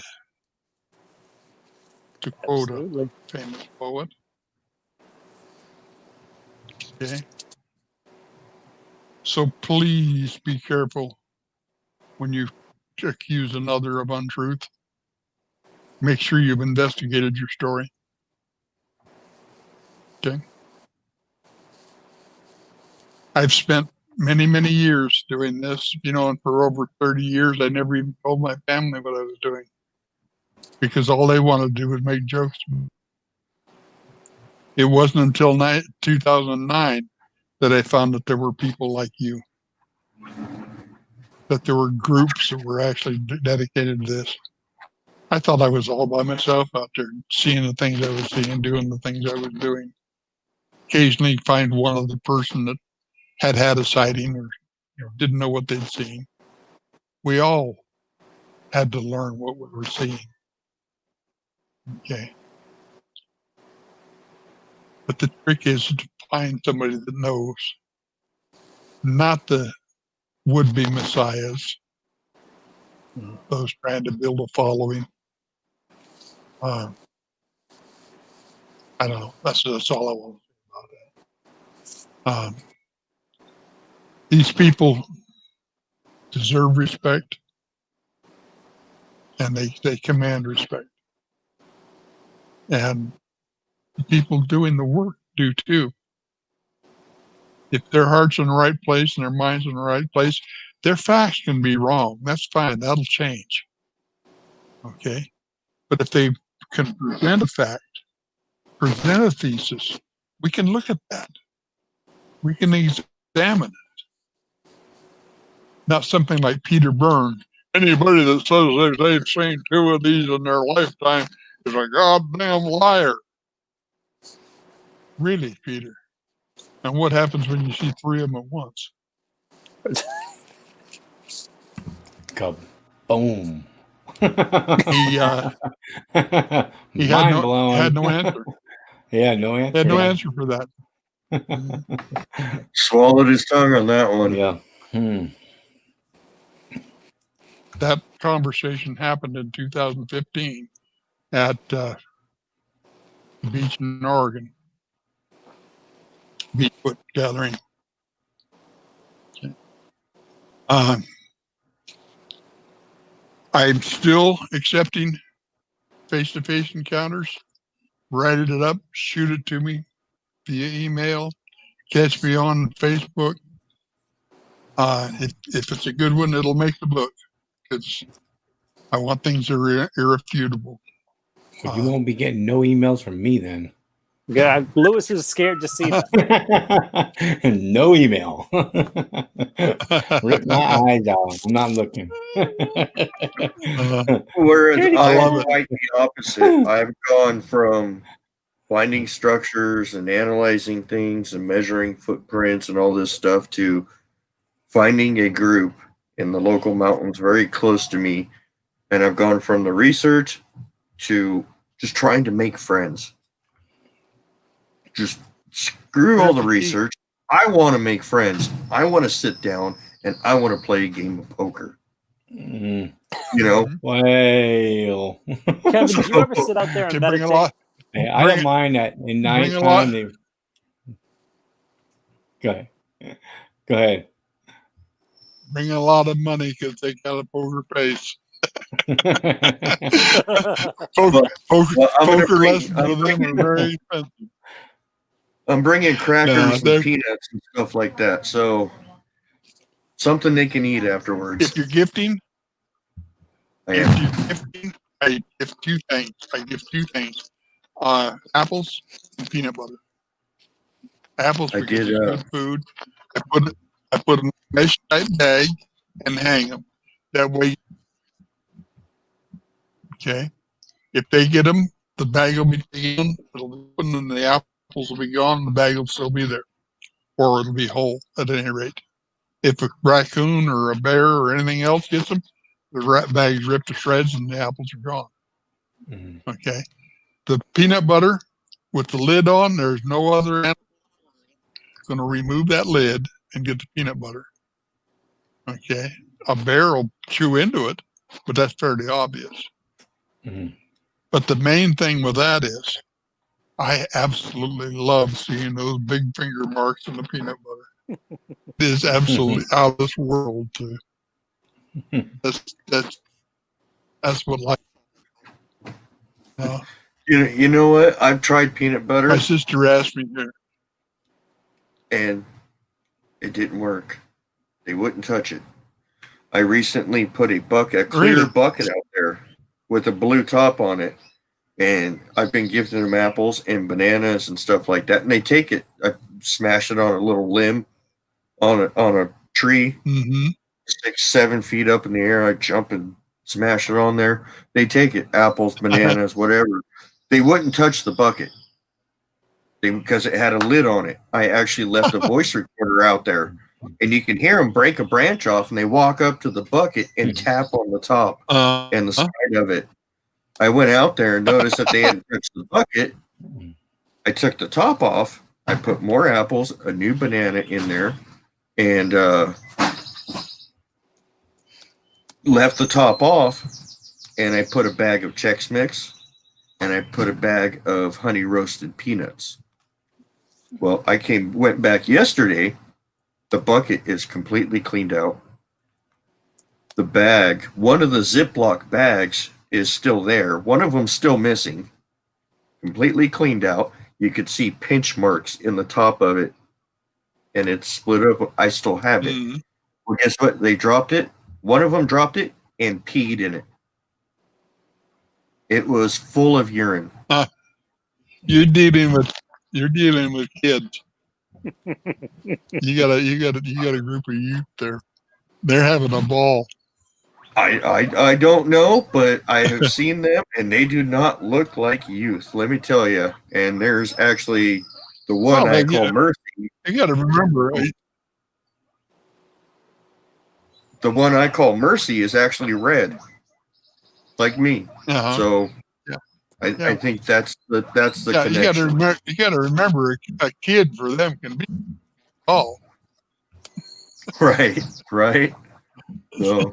Okay, yeah, but that's what you're dealing with, and also the way they structure their society.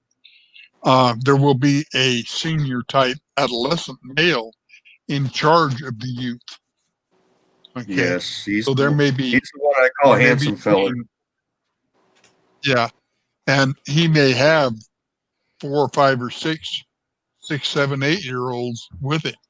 Okay, and they're doing all the havoc, and that's what we were found at the lake where we got the casting of the butt prints. We got casting of the younger ones, but the adolescent wasn't in the mud with them. Okay, he was smart enough to stay out of the mud. Yeah, I was thinking you had some kids over there, Kevin. What's that? I thought you had kids over there because I saw the smaller footprints up there. Yeah, you did. What was that one we measured? What was it? 16 inches, and then we had an 11-inch one, 13-inch one. Yeah, it was in the mud up on the road. Yeah, right on the side. Yeah, and you know what's funny is I'm starting to notice that you got the main fire road. And then you got the weeds on the side. They're not walking on the fire road. They're walking in the weeds. Yeah. You're starting to see a definitive trail off to the side in the weeds where they walk, probably so they don't leave prints. Right. You know? Mm-hmm. So it's interesting. I go up there every Saturday. I take some apples and bananas, Chex Mix, whatever I got. And I say hello to them. Just I talk to them. No high sugar foods, please. They don't this, so no. Please, no high sugar foods. I don't ever want to run into one with an abscess wisdom tooth. Right. If you do, bring a dentist with you.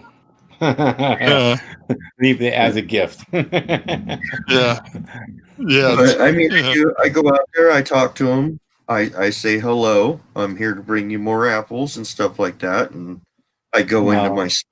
I do what I got to do. You said, honey, sweetheart.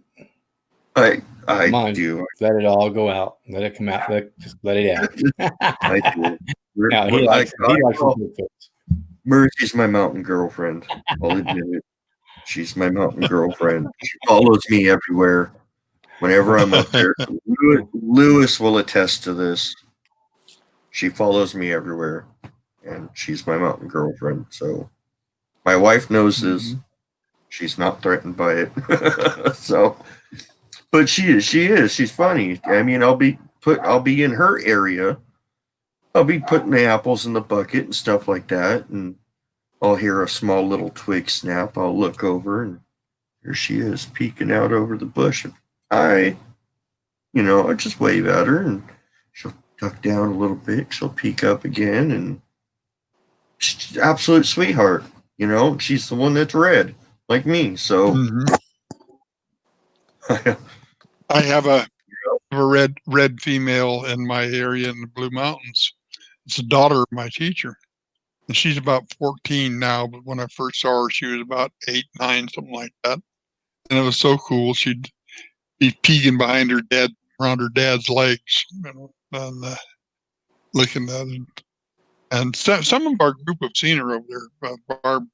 Barb and Gabby's group started. I took them over there first time, I think, in 2015, 14, something like that. And they've been going there every year. Matter of fact, Kathy was with them there in June of this year. You got to have her on, get her to tell you this from there. It's fantastic.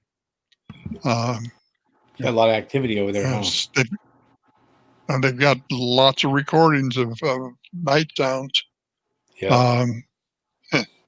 They had them in camp watching their tents, eating avalanche lilies, and some of the best solid evidence in the last 20 years. I don't know why they don't go back to what they used to do all the time. She used to walk around, show their gifting spots, and do those kind of things. But now it's just a huddle around the fire in the morning, talking about what happened the night before. Well, it's the old days. It's before it was more, Barb and what she was doing, and now it's harder to do with the group. There is more with what they've done this time. She's got the sounds; they've got them pretty well cleaned up, so they're listenable without background noise, and a little different camp area. Yeah. But it's like I say, it's hard and this year is tough too because of the COVID thing. We can't get out like we want to, and had to cancel camp outs, and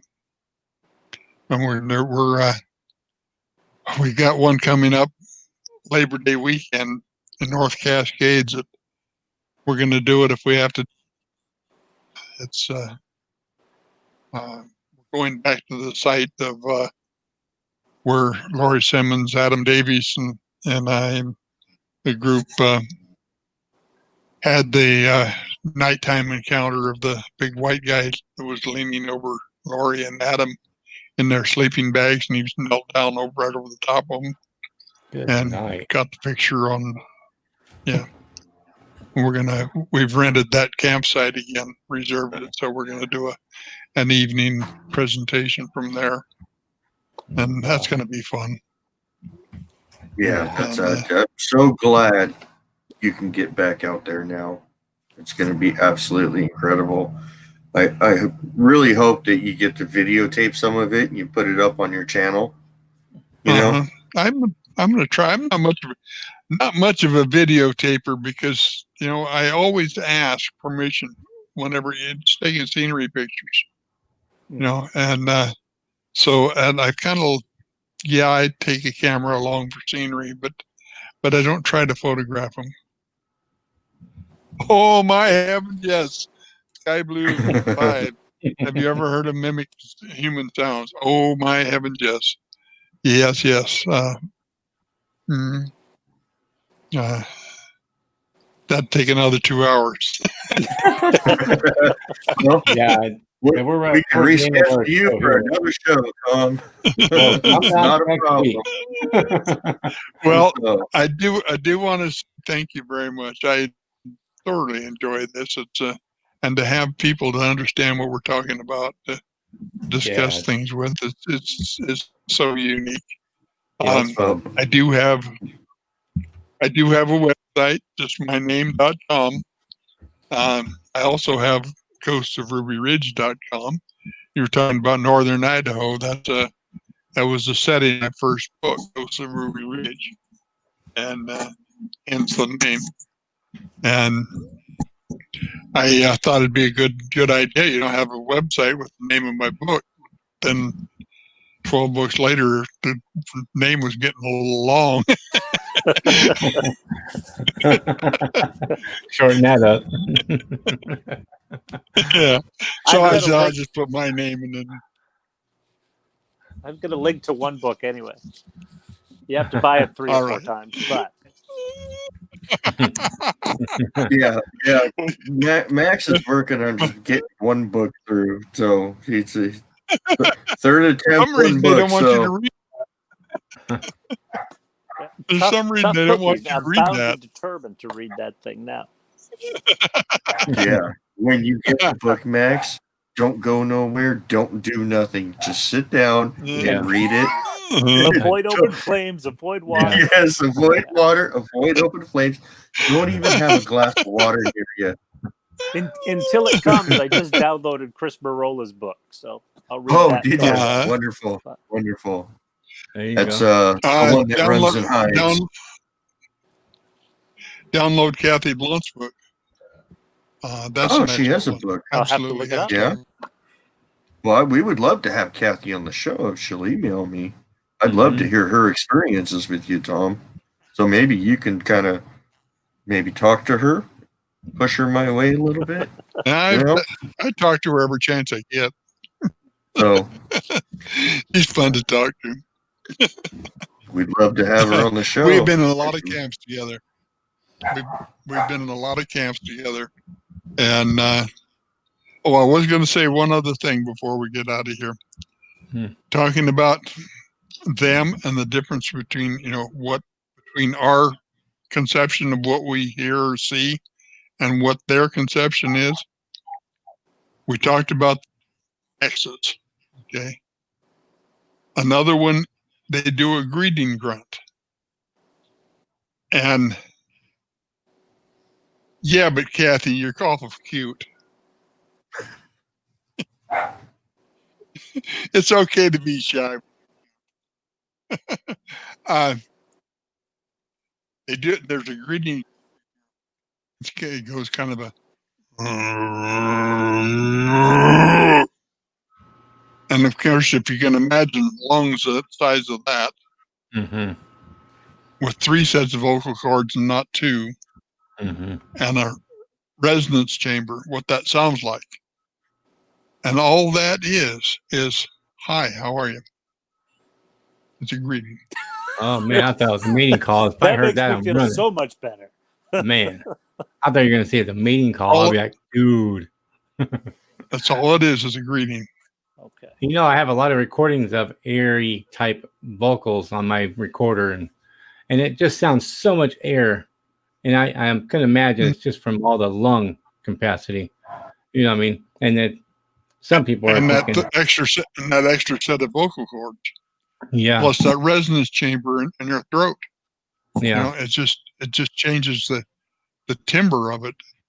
Yeah. Some people say don't speak unless they're spoken to, but it's not true. Bigfoots are always talking to themselves all the time, behind, under the breath. It seems like that's what I get a lot of that. There's a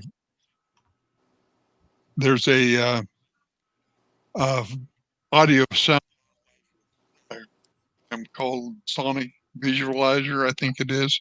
It's freebie, and you can use that and get to a spectral analysis on it and break it down to frequencies, and that's graphic.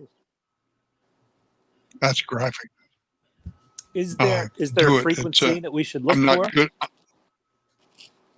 700. Almost all of their night calls are in that 700 to 750 hertz range. If it's above 1,000, it's a coyote or a harmonic. Okay. Okay. And get with good audio engineers, and this is just what I've learned from them. It's not what I've taught myself. But there are good audio engineers around. Dave Ellis with Olympic Project is excellent, and he'll answer any questions you have. And he'll even do analysis for you. But you do that, you can eliminate everything else in the world. If you can do a spectral analysis and look at the waveforms, look at the frequencies, there's just no question about what it is. Cool. Good information. All right.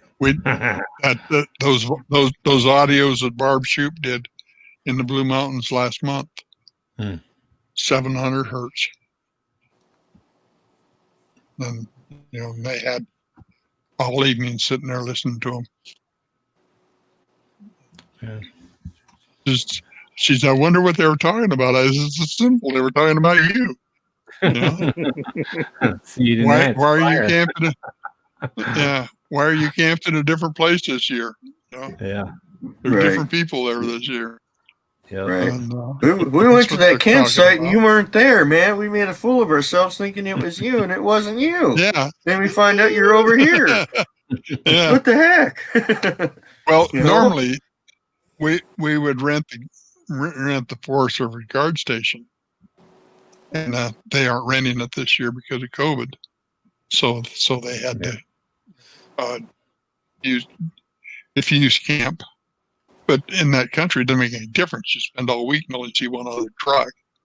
It's not like the rest of the country. It's just not the people there to worry about. Yeah.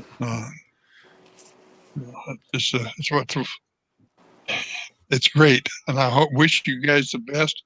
Again, I'm available anytime for questions.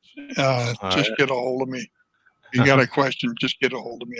I don't have all the answers, but I generally know which way to point. That's right. All right. You have a good one. Thanks for coming on. Appreciate you doing that. Thom, thank you very much. Thank you very much. I really do. You betcha. And all right. It's been enjoyable. All right, bye-bye. Bye-bye. All right.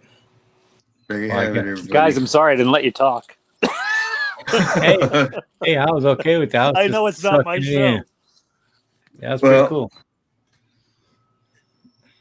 It's not our show either. It's everybody's show. Hey, there you go. It's everybody. It's everybody in the chat. It's everybody up here. We're all a big team, and we all work together. It's everybody's show. There we go. All right. So that's a good attitude. It's a healthy attitude. I like it. Hey, I like it too. And Thom he's a huge icon. You know what I mean? Yeah. Absolutely incredible. And I can't wait to have him on again. And I'm glad that he's able to get back out in the woods. And I can't wait to see what he comes up with. I can't wait to hear his next set of stories. He's absolutely an incredible person. And I really hope that Kathy decides to email me and come on the show. I would love to hear. Is she still she's in the been chat? out camping. She was in the chat. She's very Yeah. She's been out camping with him several times. She's been face to face with a 9-footer. Cat's out of the bag. That's it. Yeah, that's even Leading the Woods had a lot of activity. Oh yeah. Lady don't. I mean, if Lady if Lady in the Woods wants to come on, all she got to do is email me. We could block out her face. It's not a problem because she doesn't like to show her face. She doesn't like it. It's not a problem. You know what? I would love to have. She could go to her spot and put her camera in the woods and just talk into the microphone. Oh right, yeah, right. And that way, you get her activity and her. I would love to have Bama Bigfoot on also. She named one of my Bigfoot. She renamed Devil Boy Fletch.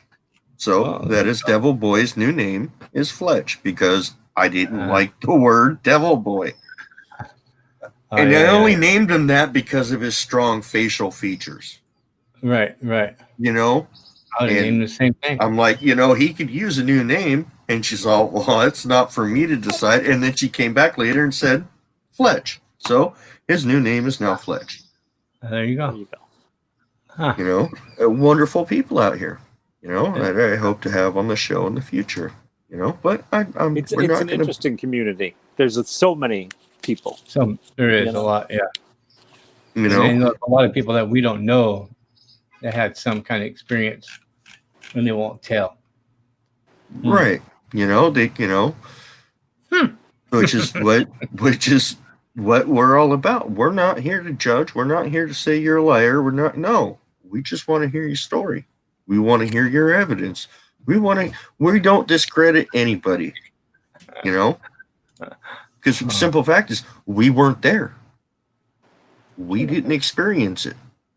So who are we to say what's right and what's wrong? So, so we're all a big team. We all have a piece of the puzzle. We all need to come together and start putting those pieces down. Exactly. I don't know how we do that. I don't know if we draw a big Venn diagram. I really don't know how to do that. But you can't, and I say this all the time to everyone, and people hate me for it. You can't cherry pick the evidence. You can't just say, I don't believe in that, so I'm not going to look at it. You have to look at it across the board. And I watch them. Yeah, absolutely. You got to take it from one end of the spectrum to the other. Otherwise, you're not doing the research right. And we've got to rename the woo. Yeah. It's not a good title. It's gotten a bad name, a bad definition. You know what I mean? So it was really interesting because I've gotten the label as a wooer, A wooer. I'm with the woo. I'm pretty much on a physical beast and science backed, but there's something more. And that's all I'm saying is let's look at the something more. But in the last few days, I've been dealing a lot with like Carrie Arnold from Bigfoot Odyssey. Great guy. We had an argument once online for about 5 minutes. And that's all anyone ever remembers. He's not a wooer, and he doesn't disavow the woo. He just wants to prove the physical being first. Which is really, that puts us like right next to each other in line. Do you know what I mean? Right. But at the same point, it's still, are they physical beings with paranormal capabilities, or are they paranormal beings with physical capabilities? Did we touch on that earlier today? Somewhere. Was that in this chat? Yeah. That was before we went live. So and again, until we get to sit down across the table with one. Right. With a list of questions for one to ask. We'll never know. Exactly. Hopefully we will. But hopefully someday we will. Hopefully we will. Hopefully someone out there will get that chance to do that. Yep. Absolutely. So, but until then, you got to take it from one end to the other. So, I mean, I've had physical things. I've had the other spectrum of stuff. I've experienced the whole thing, and it's like, well, there's something more to it. There's something more to them. There's something more to it. Yeah. And the more people are out in the woods, I think the more they experience that part of it. So. Right. So. There you have it, people. Sometimes it gets out of hand. But. Like Tom said, once the voices go up, reason gets thrown out the window. It does, yeah. So let's not raise our voices. Let's talk civilly. Let's be a team. Work together. We're much smarter together than we are as single people. You know what I mean? It's true. So, well, with that, everybody, if you want to be on the show, my email's at the bottom. Oh, it was. It was till. Oh no, that's the wrong one. No, Oh, there we go. There we go. There we go. Okay. Woo. Email me. I'll schedule you in. Jeez, If you don't want to show your face, we can block your face out. It's not a problem. Like that. Just like there that. we go. That's all You you'll can't see. me. Um, Hey, where's my picture at anyway? What the heck? there you go. With that, everybody, Gentlemen, thank you very much. Max. I'm so glad that you let me do that. I'm sorry guys that like I monopolized the time, but thank you. Max, it's not a problem. Like I said, it's everybody's show. Yeah. You know, it's Yeah. everybody's show. So, and You come like on I said, anytime. we enjoy having you on here. We love talking to you. We all talk, you know, via text or on the phone. Aside from this, we're all friends. You know what I mean? So, No one else talks to me on the phone. If my phone rings, it's either you or Mark from Trail to Bigfoot or Lewis saying, "What are you doing right now? Let's go live."